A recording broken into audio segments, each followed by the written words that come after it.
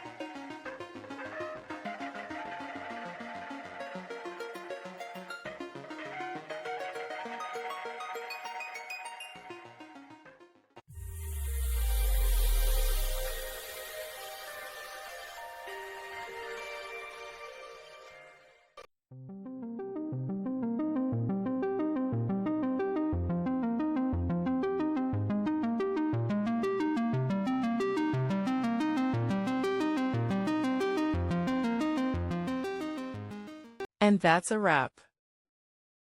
I hope you found the answer you were looking for. If you did, take a second to hit that subscribe button. It really helps out. And let me know in the comments which solution worked best for you. See you next time in the debug zone.